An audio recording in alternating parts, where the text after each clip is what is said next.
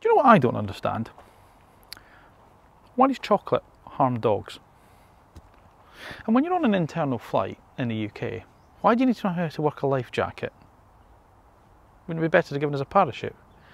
And those programmes made in Chelsea and The Only Way is Essex or whatever, are they documentaries or soap operas? Are they scripted or what? I just don't understand things. Maybe it's my age. The other thing I don't understand is, what's the point of an SUV coupe? Because if you're buying an SUV, it's because you need a practical car. But then a coupe isn't really a practical body style, is it? Well, that hasn't stopped Volkswagen from joining the fray and giving us another one. Welcome to this week's road test, welcome to the new Volkswagen ID.5, and as always, welcome to AutoEV.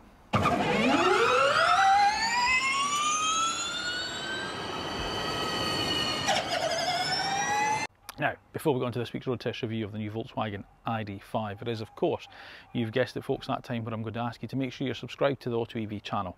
Once you've done that, make sure you then press the little bell button down below, because then that way you're notified of when our next video goes live. If you watch the video and you enjoy it, make sure you give it a thumbs up and leave us some comments, good or bad. Now, perhaps I'm being a little bit hard on Volkswagen here, because let's be honest, they didn't really start this trend, did they? I think we've got BMW to blame for that with the hideous X6, and then following on with the even worse X4.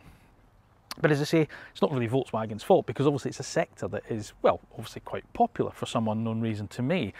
Their sister brands, for instance, Audi with the Q4, e-tron Sportback, Skoda we know has just launched the Enyaq Coupe, so Volkswagen are pretty much just joining the trend. But here's the thing, whilst I admire the ID.4, which obviously the ID.5 is based on, I've never been its biggest fan.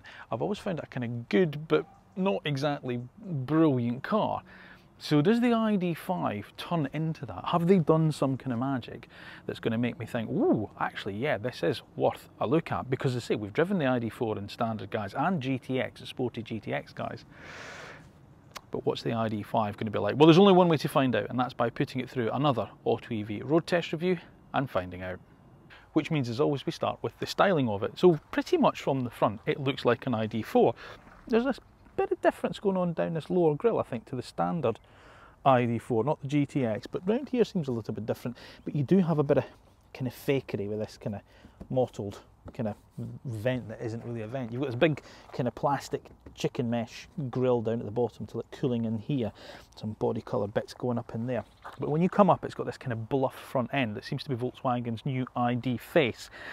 These standard LED headlights, they're quite cool, I quite like these, and then they've got this kind of light bar that runs across, only interrupted by the new big bold new Volkswagen logo, which also has a little front camera in it there. Quite a stubby bonnet on the car, same as the ID.4. You actually think because of the big car it's going to have a big bonnet, and it doesn't. So it's quite kind of cab forwardish type of look to it. It's chunky, it's big, it has a bit of presence about it, but it's not really exciting, and I don't think it's actually as good looking from the front, certainly, as the Enyaq or the Q4, its two sister cars. But of course it's in the side profile where you see the biggest difference with this roofline, which I'll get to in a second. 19-inch wheels, they're standard on the car, and obviously depending on trim level you get your little badge there. You know, this is a Pro car, a Pro Performance, and then obviously if it's GTX you'll have the GTX logo in there. Nice kind of big kind of door mirrors that stand out there. Quite like this strong kind of crease line that runs up and sweeps up round the back too. That's quite nice. And there's a little feature line there at the bottom of the door that kind of runs up as well. That's quite nice. But as I say, it's this roofline. Now on the ID.4 you have a silver part much like this, which then kind of comes down at the back, but then the roof part itself comes way out here and it's done in black, and that's the designer's trick to sort of make the ID.4 roofline look more kind of rakish than it really is. Whereas on the ID.5 this is the actual roofline, the silver part follows that flow, so you get into this kind of very kind of swooping back kind of tailgate into this rear spoiler here. And as I say, that strong line that kind of comes up and gathers it all and then sweeps it round the back. And as you can see, the rear end kind of sweeps back into this sort of like coupe-like profile, which these cars are all about. You get the separate rear spoiler here, which is quite nice. I really like that actually. It's a really neat piece of design. It does split the rear window a little bit, so you can see it in terms of your vision as you're looking back. It does kind of interrupt your view a little bit, but it's quite low down in fairness. You know, it doesn't come across the middle of the rear window like you do in some cars. So I have to say it's pretty decent in that sense. Of course, your obligatory rear light bar, which actually does some really quite cool kind of animatronics when you switch it on. I really like these kind of rear light graphics where the red kind of glow and they all start kind of pulsating at the side as they build up like that. It's quite cool. Your big bold Volkswagen logo here, which isn't the boot badge, oddly enough, and that's a bit odd because it's tucked underneath here, which I'm going to come on to in a second. These stuck on letters, which I just don't really like. They look like child's things that you stick on fridges, if I'm honest with you, and I don't really like them, but that's what Volkswagen put on it these days. Yeah, so the boot release is actually underneath here, and as is the rear camera, which means if you don't in the boot, you get really dirty hands, and then the camera's really filthy. And that brings me on to my other bugbear, which of course everyone's going to criticise me for, is because there's no rear wiper. Now look guys, I get it. Everybody's sort of like saying to me about this rear wiper situation. They're still saying, oh, the Audi A2 doesn't have one, it's a great car. It is a great car, you're right.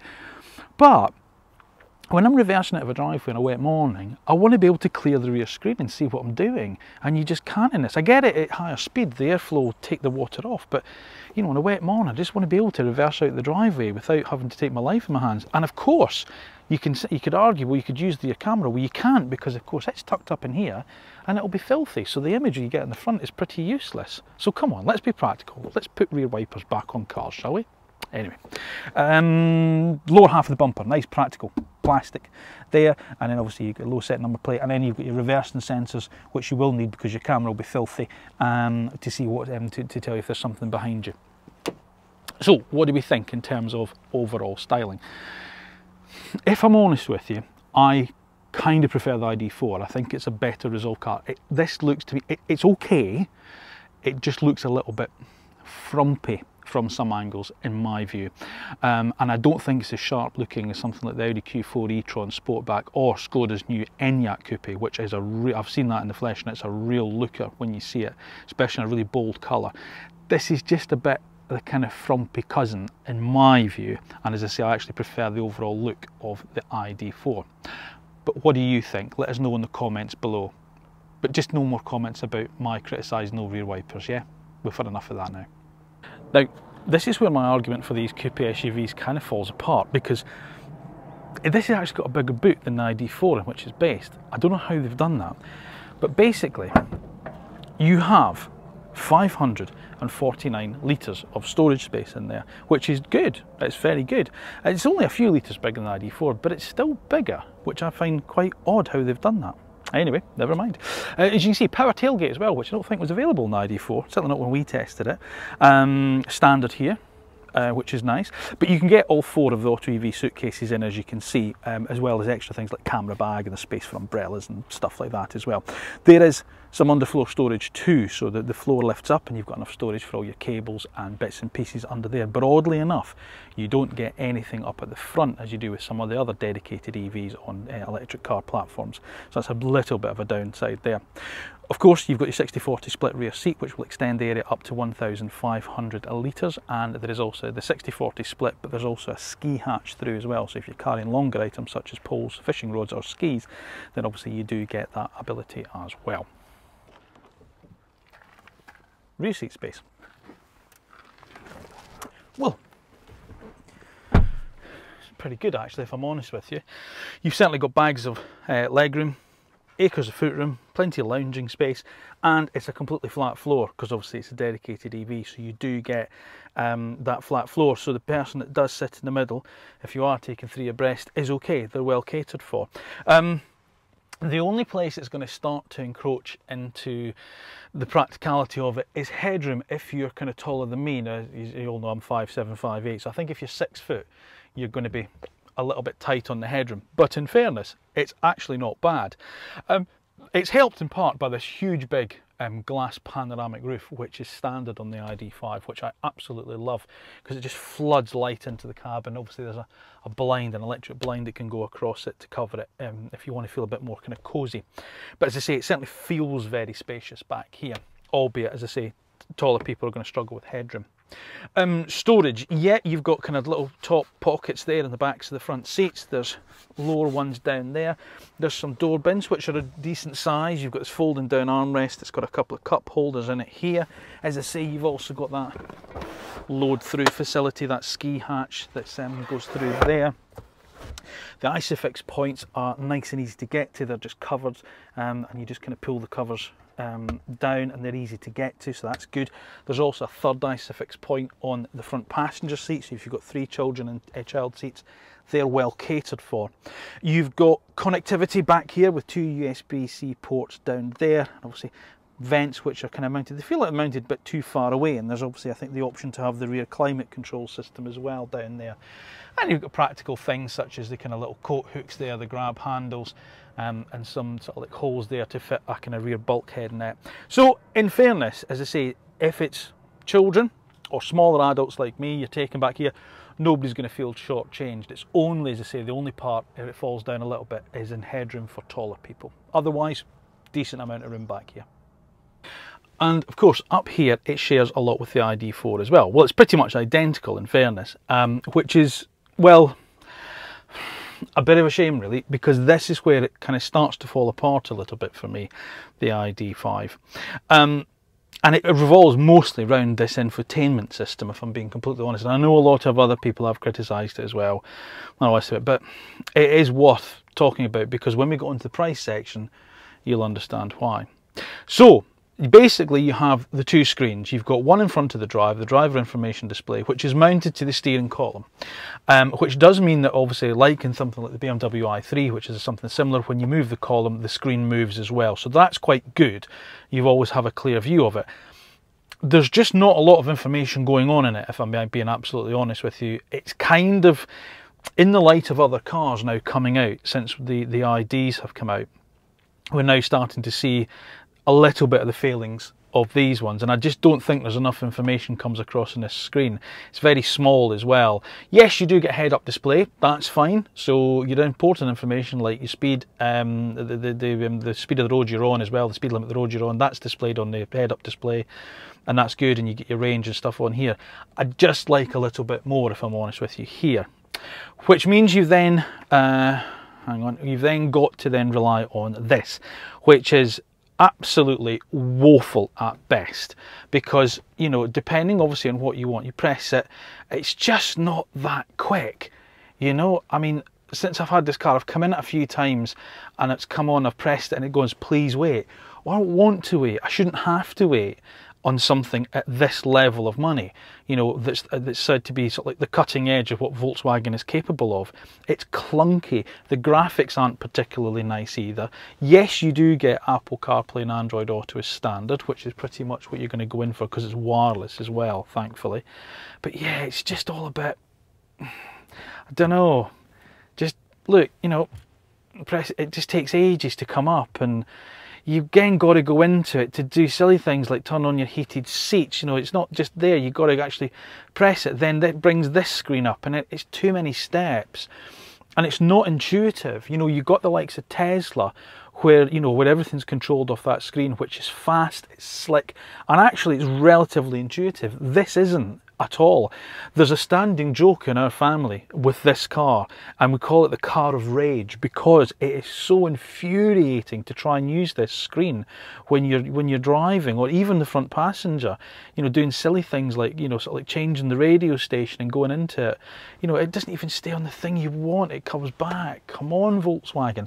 And that's before we got onto the really bad stuff, which is these stupid infernal controls here that don't even work properly at times. You know, you've got to slide your finger on it, which just means that you've got these greasy marks left on your dashboard, or, you know, it just, and then these silly shortcut buttons to bring stuff up, and you stab at them and it doesn't come up. You know, it takes ages to come up. It's just, it's poor at best. And of course, then you go on to the steering wheel controls, which are touch sensitive as well. Well, they are and they're not. You still don't know how to use them, because if you touch them, you know, like that, it double click, you get feedback, and then sometimes it double clicks, sometimes it doesn't. Sometimes you kind of swipe your finger so that works, and sometimes it doesn't. They're too easy to hit with the heel of your hand when you're turning. It's just a poor execution. And as I say, especially in light of other companies and other cars that just do this so much better, including Audi and Skoda. I mean, the Q4 e-tron is as slick as you like inside, you know, to use, and everything works, you know, at the touch of a button. And the Skoda's much better infotainment system as well. So yeah, I have to say, this is it's a real blight on this car. I have to say that. Okay, the rest of it. Let's talk about the rest of it. It's okay. The seats are comfortable. I like the seats. They've got a good range of adjustment as well. You've got the extendable squab. You've got these nice kind of armrests on these kind of front chairs as well. So it's a good, comfortable driving position. The wheel, apart from the buttons on it, is actually quite nice to use. It's a nice kind of diameter. It's got a nice girth. It's only slightly flattened off at the bottom, so that's okay. And it's 3-spoke, it's quite a nice design to hold. Typical Volkswagen column stocks, so they work well. But then we move on to the other ancillary switches, and there's a little pad over this side with some of the ancillary switches, such as the lights, and believe it or not, some of the heating controls for the screens. Why they're not there, I don't know. They put them over here. And again, they're touch sensitive. Stop it, Volkswagen. Stop with the touch sensitive stuff. It doesn't work. You've shown that now. And then there's the door switch pack, which just is, again, the most infuriating thing. To adjust the mirrors, you've got this little kind of thing that goes from left to right. But if you turn it too far, it goes all the way around and it doesn't work. It's difficult to use on the move. Because it does so many controls. It does the heating, it does the folding, it does left and right adjustment. And then there's only 2 electric window switches, because that's for the front too. If you want to put the rear ones down, you've got to press a button first to make them activate the rear ones. Why don't we just have 4 switches? What was wrong with 4 switches, Volkswagen? Just stop trying to reinvent the wheel. It's not needed, please. Storage is good. Good amount of storage. As you can see, I can get a big water bottle and my big coffee flask. They're both in there, nice big cup holders. The water bottle will also go down into the door, so that's nice and easy to have. You've got this nice centre area here where you've got adjustable things that you can move depending obviously what you want to store. There's a wireless charging pad for your mobile in there, and there's connectivity as well in there, and obviously you can close that up. The quality's better than I seem to remember from the first ID.4 we had, but I still don't think it's great. See, look, that's Apple CarPlay just coming up now. Why? Why is that just coming up now when I've been in the car for this long and it's gone? Just rubbish, absolute rubbish it is. What was I talking about? Storage. No, quality. Quality's better than I seem to remember from the first ID.4. You've got this kind of faux leather that like you get on the seats up on the top of the dashboard there. A little bit of the kind of metallic trim there, which is nice, and then these kind of lower plastics. You could argue there's some cheaper plastics lower down, but you can argue that with a lot of the cars these days, including Audi, in fairness. But it all seems fairly well screwed together. You know, that doesn't move around at all. You know, and everything kind of works. And like when we had the Genesis the other week, and I say those kind of horrible plastic door handles, the Volkswagen ones, yes, they're plastic, but they feel a bit better, I have to say. So that's okay. And then, as I say, the rest of the materials and stuff that's been used is all right.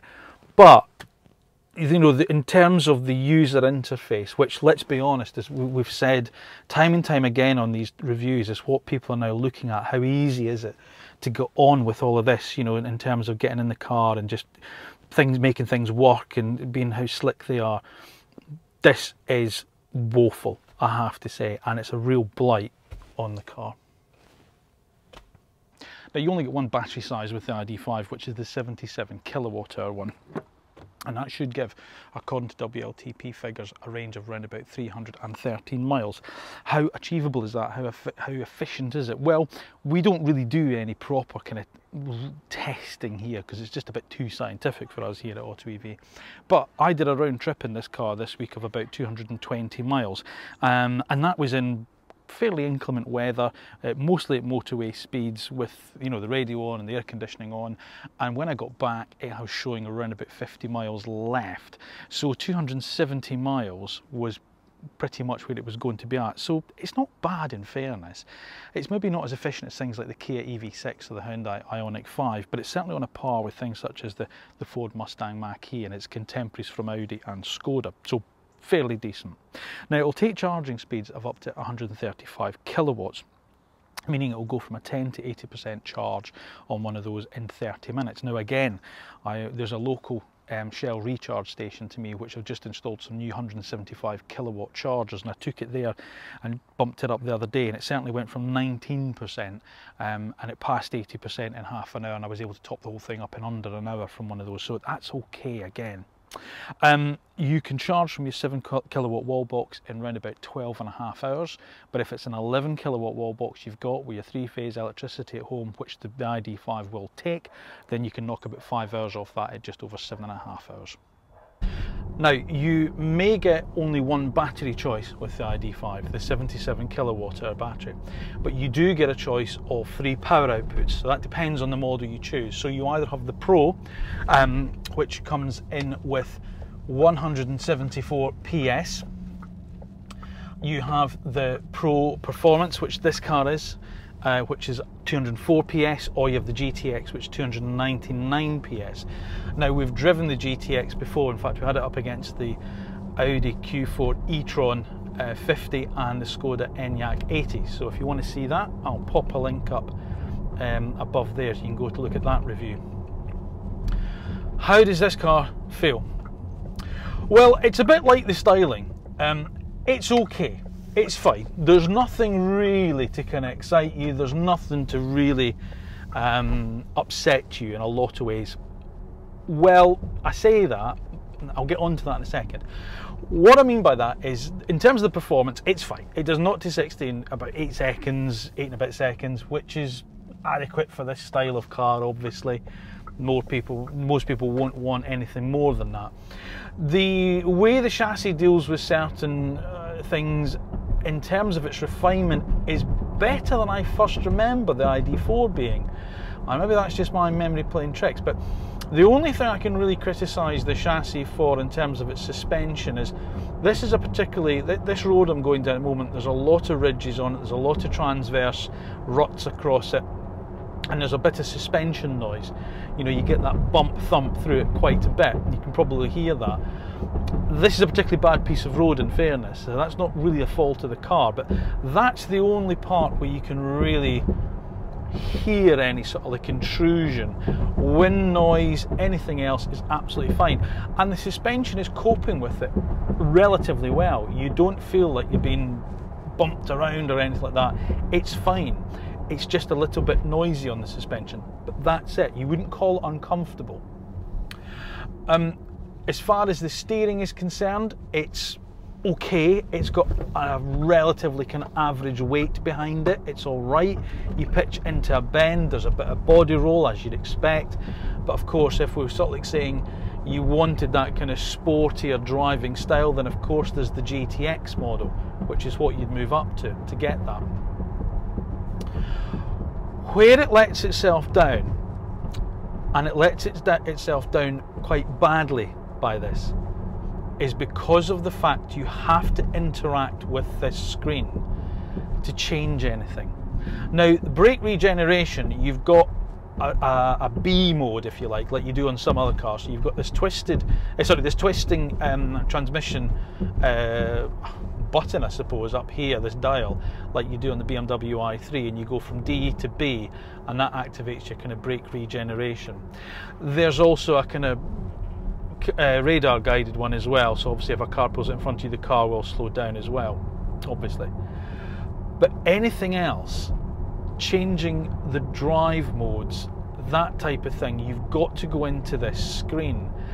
And I'm sorry, when it's as bad as this, it really lets the whole driving experience down, because you've got to interact with it. You have to. You don't have a choice. So if I want to change into the driving modes, I press the button, the shortcut button there, mode, and then I've got to press another button here. It's either Eco, Comfort, Sport or Individual. So it's like a 2-stage process, and it's 2 stages of using this awful screen. And sometimes it works and sometimes it doesn't. Now, I've gone into Sport mode. Has it changed the way the car feels? A little bit. Not massively so. It's not night and day difference. I do sometimes wonder whether or not these modes are really necessary in some cars. And I wouldn't, as I say, call it a night and day difference in the ID.5. From there, like in terms of the safety system, so lane keep assist, brake assist, all those type of things, which I normally kind of switch off, again, I've got to go into this screen. So if I go into driver assistance, see, it's not working. I've now got to drive, right, and then it comes up, and then there's a sub menu, which I've then got to go into, and then I've got to pick and choose which I want. So tick all the little kind of boxes, which again, sometimes work and sometimes doesn't. I'm driving.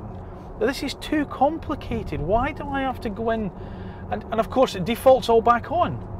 So I've got to turn all these things off, which again, as I say, sometimes turn off with the press of this button, sometimes don't. It's just, you know, there's too many stages, there's too many things to go through. And as I say, when the screen is as bad as this, when sometimes it works and sometimes it doesn't, it's just hopeless. You know, why couldn't we have had buttons? And I know you're all going to think, well, he's a bit of a dinosaur, old Bryan, he's at it again. MG with the ZS, again, a car, significantly less money than this, just has a button there on the dashboard. I can rock between the different driving modes. Kia, driving mode button on the steering wheel. Genesis, the same. You know, I just don't understand the need to delve through layers and layers of things on this screen to just do simple tasks, especially, as I say, when it's as bad as this. And I don't care what you say, it does taint your driving experience of it, because it frustrates you. As I said earlier, we call this the car of rage in our family, because just going into it to do things, it's just so bad. I just don't, you know, it's just not intuitive. It just doesn't work intuitively. I'm sorry, it's not good enough. And that's where I feel where the ID.5 comes in summary. It's there's nothing intrinsically wrong with the car and how it drives, but there's nothing to get you really excited about it. It's decidedly average. And at this price point, as we shall see, being average isn't good enough. You've got to be better than that. And this whole experience in terms of the drive, whilst, as I say, the car in terms of the way it feels and the way it's comfortable, you can see out of it, you know, it's relatively well equipped, it's all fine that way, but because of your interaction as a driver with this, and because of the controls being so frustrating, you end up just not enjoying the driving experience. And that's important. That is important, especially when you're spending this level of money on a car. Now, this is where things start to really fall apart for the ID.5, as far as I'm concerned, because, well, it's quite an expensive car. There's 3 trim levels available: the Pro Performance, which this car is, and the GTX. And as tested, this middle ranking Pro Performance is £55,000. Well, actually, it's slightly over £55,000. And it only has 2 options fitted. It's the metallic paint and the 3-pin domestic charger, which is £185. And to be honest with you, I think should be standard. If you go for the GTX, then that starts at £55,000. So with some options on it, that's over a £60,000 car, which frankly is just too expensive in my view, especially given some of the competition that's out there. Especially when you consider what some of that competition actually is, which is things like the Kia EV6 GT Line S all-wheel drive, a car that we think is not only better looking, better to drive, and offers much better range than this car, not to mention charging speeds, but is less expensive. For the same money as this car, you'd be looking at a Tesla Model Y dual motor. If you wanted something that's a bit more premium feeling for this level of money and is a bit different, then of course there's the brilliant new Genesis GV60 that we tested the other week. And of course Mercedes-Benz offers the EQA at a lot less money than this car, and to be honest with you, it doesn't drive half as bad as maybe you might think.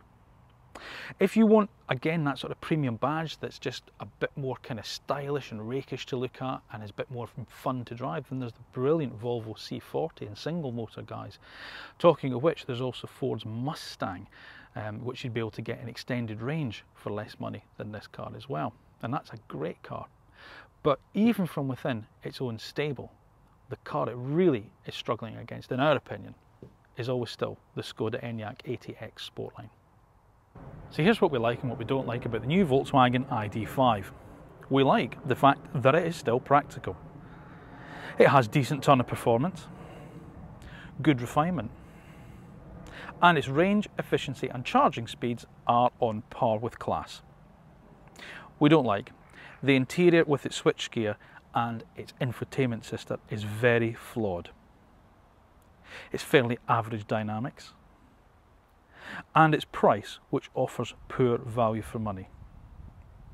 Volkswagen's all-electric ID range was designed to sort of like start to make people fall in love with Volkswagen again after the whole kind of Dieselgate shenanigans.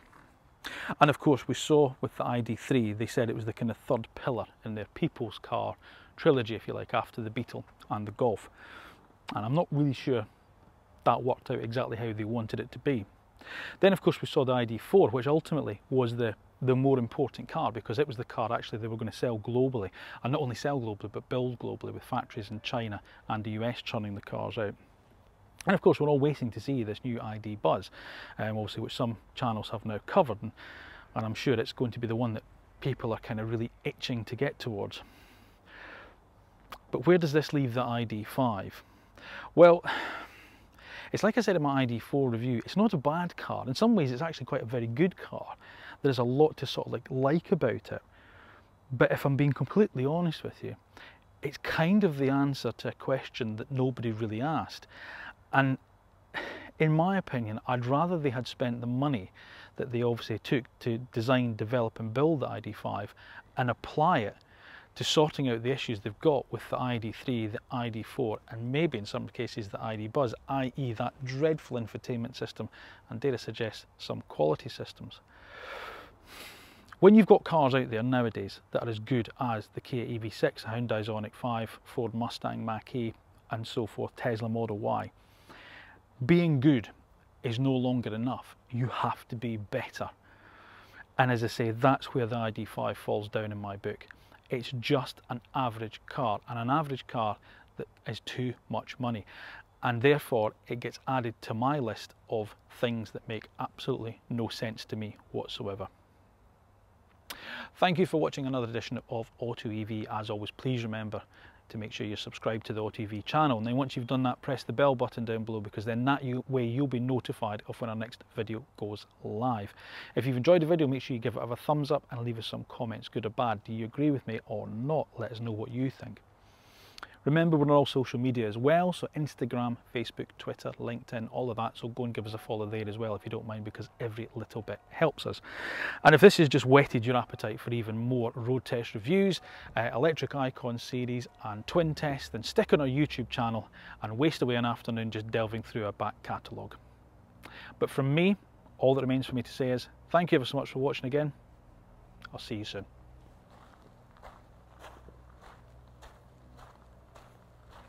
So, you've watched our video. It's now my job to tell you to like and subscribe and press the little bell button to receive notification of when our next video is uploaded.